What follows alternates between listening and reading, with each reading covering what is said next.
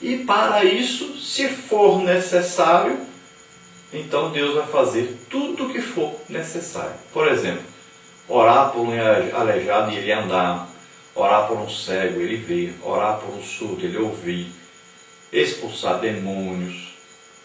Então, as capacitações do Espírito Santo virão desde que você esteja fazendo a obra de Deus, desde que você esteja levando esse Evangelho. Então, o batismo com o Espírito Santo é a capacitação primeira, é o poder para que a partir daí seja liberada a unção do Espírito Santo. E então o Evangelho terá outro tipo de resultado. Aquelas pessoas que não são batizadas com o Espírito Santo pregam o Evangelho também. Ganham almas, ajudam as pessoas. Mas o resultado é diferente. A alegria, a coragem, a intrepidez são diferentes.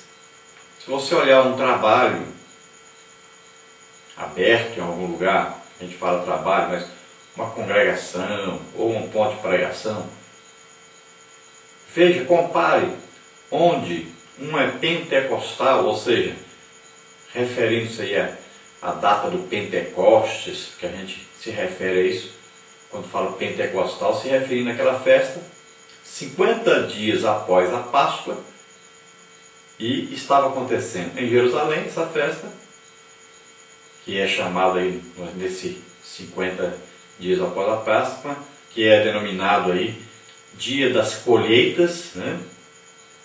E realmente houve uma grande colheita, enquanto os judeus comemoravam a colheita de cereais, Deus comemorava a colheita de almas, né? Foi nesse dia que veio o Espírito Santo sobre os discípulos. Eles tiveram uma visão de que isso estava acontecendo, viram línguas repartidas como que de fogo, repartidas aí e pousando sobre cada um deles. E nesse dia então de Pentecostes, muitos prosélitos do judaísmo vinham a Jerusalém e estavam reunidas nesses dias aí cerca de 16 nações, 15 de fora com mais a de Jerusalém, a de judeus. Então 16 nações reunidas em Jerusalém. E foi a hora certa então que Deus escolheu para que o Espírito Santo viesse sobre os discípulos. Estavam reunidos aí no cenáculo, numa sala, cerca de 120 discípulos. E eles então receberam o batismo com o Espírito Santo. Como é que alguém sabe quando alguém recebe o batismo com o Espírito Santo? Tem que ter um sinal externo, tem que ter uma identificação. Como é que nós identificamos quem aceitou aí o Evangelho realmente e aceitou que o batismo com o Espírito Santo é para ele? Ele leu, ele acreditou, ele viu que é para ele. Quem é que realmente recebeu o batismo com o Espírito Santo? Então, aquele que fala em línguas na hora que recebe o batismo com o Espírito Santo e depois continua falando. Não é só naquele dia. O batismo com o Espírito Santo não se recebe e depois fica sem ele. Não. É permanente. Os dons de Deus são dádivas de Deus, sem nenhum merecimento, e ficam conosco. Deus não pega de volta, me dá de volta. Não. Fica conosco.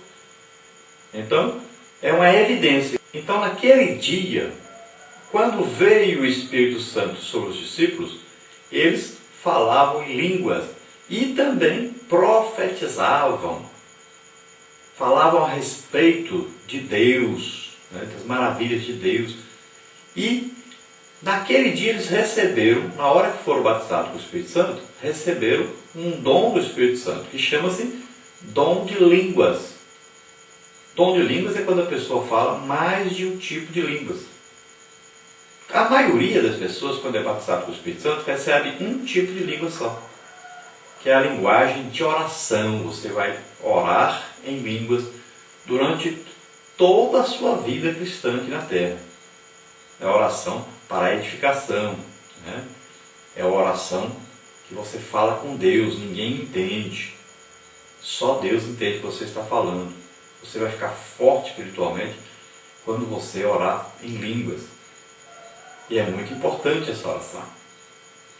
E outro tipo de língua você recebe quando você recebe dom de línguas.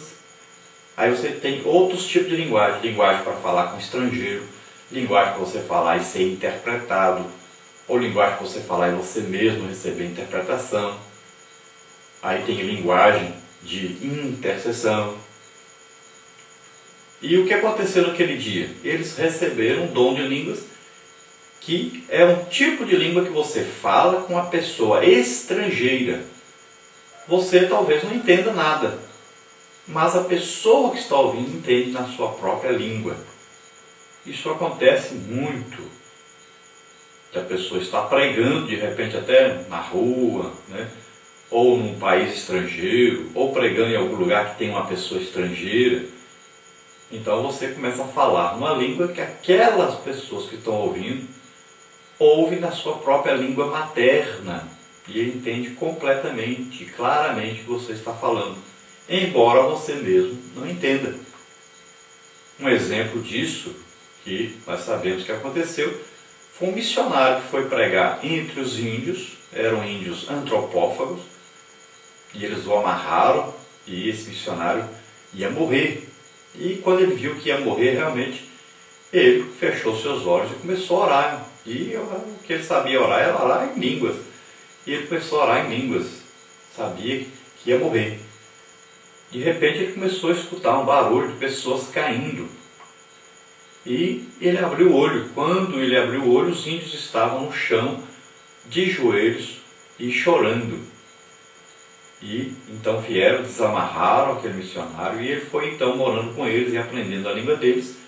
E quando ele aprendeu, depois de muito tempo morando com eles, ele foi entender o que havia acontecido. Aqueles índios disseram para ele: olha, aquele dia, quando você fechou o olho aí e começou a orar, você falou na nossa língua e nós vimos que era Deus realmente falando conosco.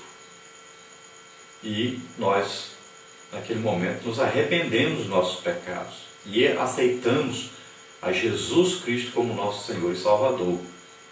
E decidimos seguir a Deus, obedecer a Deus. Então nós te soltamos. Mas você ia morrer naquele momento.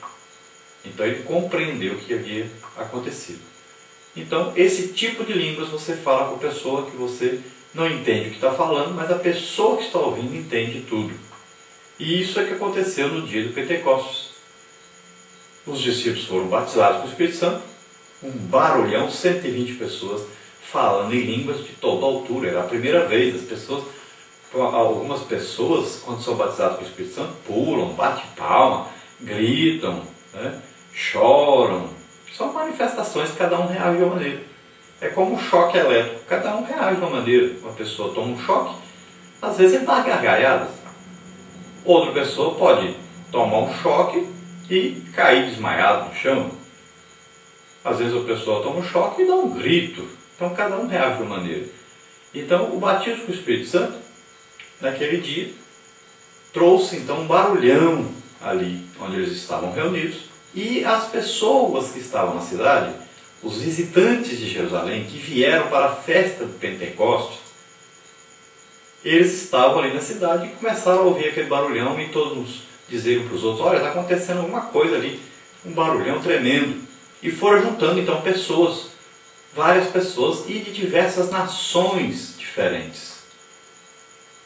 A única língua que eles entendiam, e todos entendiam, era o hebraico, porque em Jerusalém se falava hebraico. Então eles vinham e ali eles entendiam alguma coisa em hebraico. Agora, eles falavam a língua dos seus países maternos. Então tinha gente da Líbia que falava árabe, né? Tinha gente de Roma que falava ali o latim, tinha gente que veio lá da parte lá do Iraque para lá, né? Que falava naquela época aramaico. Então tinha várias línguas, né? Tinha várias pessoas de vários lugares diferentes, de 15 lugares diferentes, e estavam visitando. Então quando eles chegaram ali para ver o que estava acontecendo, os discípulos receberam o dom do Espírito Santo, dom de línguas, e começaram a falar na língua dos países daquelas pessoas. E aquelas pessoas começaram a compreender o que eles estavam falando claramente na língua deles. E eles ficaram admirados. Como pode? Esses homens não são galileus? São pessoas simples,